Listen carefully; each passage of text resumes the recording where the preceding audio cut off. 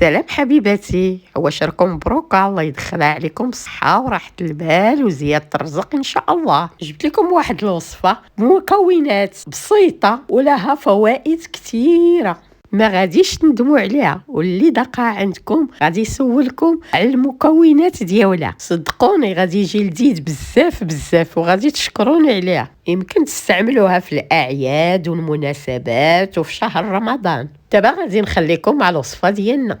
حبيباتي، جبت لكم واحد العصير ممتاز صحي ومقوي للجسم، خاصة للمتزوجين والرياضيين وللكبار والصغار. على بركة الله. غادي نبداو دابا في المقادير.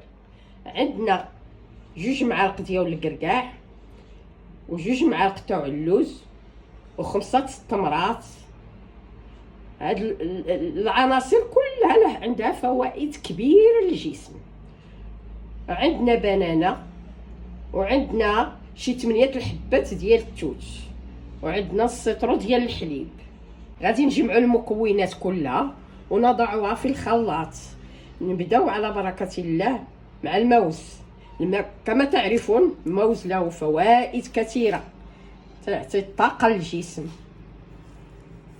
غادي نضعه في الخلاط، ثم نضع التوت في الخلاط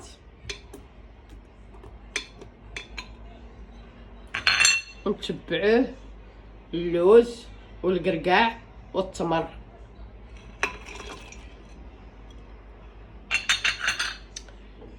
تبعوه السطر ديال الحليب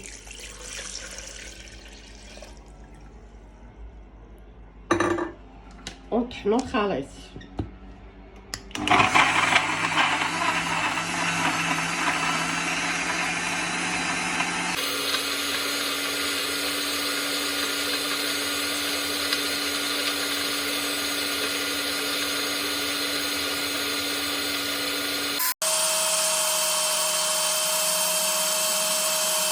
بعد ما انسجمت العناصر وخلطنا جيدين، العصير ديالنا وجد سريع التحضير وصحي ومقوي. شوف تبارك الله كي تيجي زين تيشهي.